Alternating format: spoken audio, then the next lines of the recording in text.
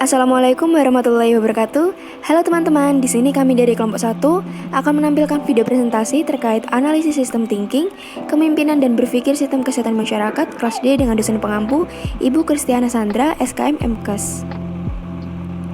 Baik, berikut adalah anggota dari kelompok 1, ada Dina Prihadini Tias, Fadia Aulia Zahro, Firda Rizalina, Ismi Riri Tirantini, Karisma Cesa Ramadhani, Kimberly Agatha, Muhammad Arizal Aulia, Mutiara Caesari, dan Riham Fatima.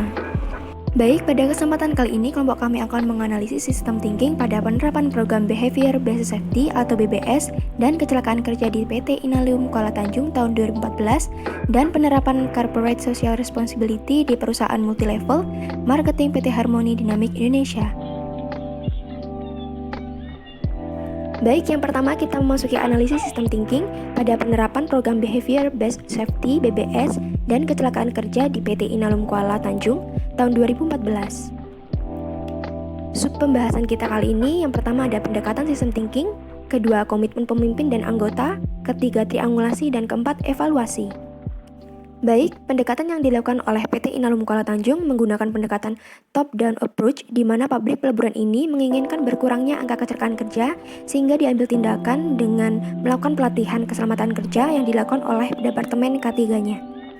Nah teman-teman, ini dia adalah gambaran dari sistem thinking dari PT Inalum Kuala Tanjung, yang mana pertamanya mereka menemukan kasus unsafe action dan unsafe condition pada perusahaan mereka, kemudian timbullah upaya pencegahan dengan menerapkan program BBS ini kepada seluruh karyawan, yang mana salah satu dari program ini dengan meluncurkan Inalum Kartu Aman atau IKA dengan harapan dapat merubah behavior dari si pegawai menjadi lebih safety.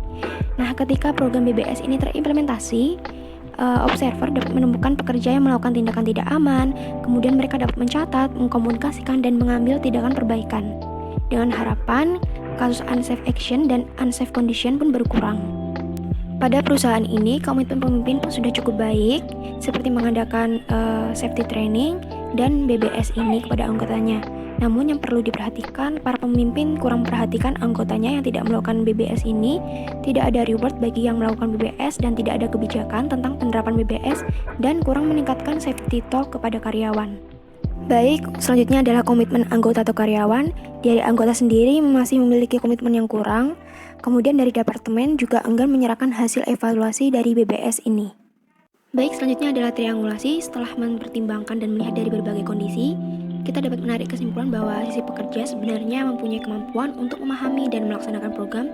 Kemudian dari sisi manajemen, masih kurang pemenuhan sarana dan prasarana perusahaan, dan sisi kebijakan masih belum ada pembuatan kebijakan untuk mendukung program BBS ini. Dengan demikian, hasil evaluasi dari PT Inalum ini adalah yang pertama, masih ditemukannya banyak anggota yang tidak menerapkan safety behavior atau dalam keseharian mereka masih menerapkan unsafety behavior. Hal ini terlihat dari masihnya penggunaan alat yang tidak aman, kelalaian dalam penggunaan APD, serta menempatkan peralatan dan material tidak pada tempatnya. Kemudian yang kedua, tidak semua safety promotor melaporkan hasil evaluasi dari IKA kepada IIC. Hal ini karena dari IIC sendiri belum ada kebijakan atau kewajiban dalam promotor melaporkan hasil evaluasi mereka. Baik, selanjutnya yang ketiga, penerapan program IKA ini belum sesuai dengan penerapan program BBS secara teori.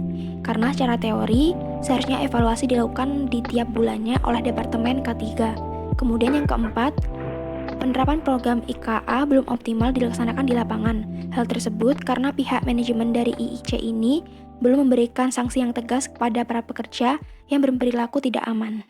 Baik teman-teman, demikianlah sistem thinking dari PT Inalum Kuala Tanjung.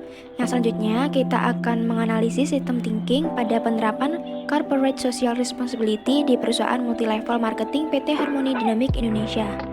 Baik, untuk sub pembahasan kita, yakni yang pertama ada pendekatan sistem thinking, yang kedua komitmen pemimpin dan anggota, yang ketiga triangulasi, dan yang terakhir ada evaluasi. Yang pertama adalah pendekatan sistem thinking. PT Harmony Dynamic Indonesia menerapkan pendekatan bottom-up approach. Hal ini dibuktikan pada awal menjalankan bisnis, didasarkan dengan rasa ingin menolong dan peduli pada orang lain. Pada tahun 2000, leader mereka yang bernama Bapak Julianto telah merencanakan visi perusahaan pada tahun 2010. Kemudian Bapak Julianto juga memiliki harapan penuh, terus optimis, dan yakin akan pertolongan Tuhan terkait pengumpulan dana dan pembangunan. Baik, yang kedua ada komitmen pemimpin dan anggota. Komitmen pemimpin sudah dianggap cukup baik seperti menyiapkan visi dengan berpikir panjang. Kemudian, pemimpin juga dianggap sudah bijak dalam memberikan kebijakannya. Salah satu contohnya dalam pengambilan keputusan proses pembelian tanah. Baik, yang selanjutnya adalah komitmen anggota atau karyawan.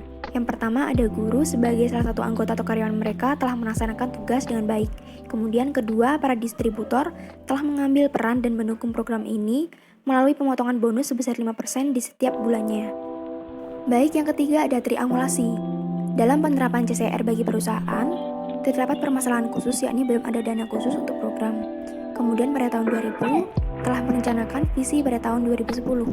Tindakan yang dilakukan yakni dengan pengumpulan dana dari keuntungan perusahaan ditambah dengan donasi para distributor selama 10 tahun. Menurut Profesor Nyoman, dengan membangun SMA dapat memperoleh lulusan berkualitas sebagai SDM bagi perusahaan. Namun bagi para distributor, hal tersebut menjadi peluang citra bagi perusahaan agar banyak yang bergabung dengan perusahaan tersebut. Baik, yang selanjutnya adalah evaluasi.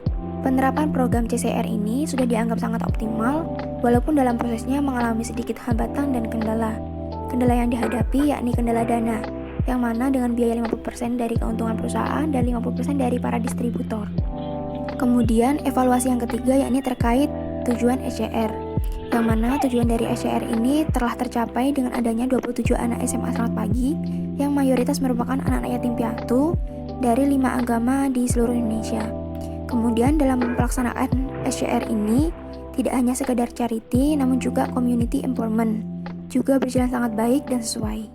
Hasil evaluasi yang selanjutnya ketika kegiatan tersebut yakni entrepreneurship, magang, dan studi banding sudah dilakukan dengan efektif demi mencapai tujuan dari CSR. Baik teman-teman, demikianlah hasil analisis sistem thinking pada PT Harmoni Dinamik Indonesia. Untuk daftar rujukannya adalah sebagai berikut. Baik, sekian presentasi dari kelompok kami, kurang lebihnya mohon maaf. Terima kasih. Wassalamualaikum warahmatullahi wabarakatuh.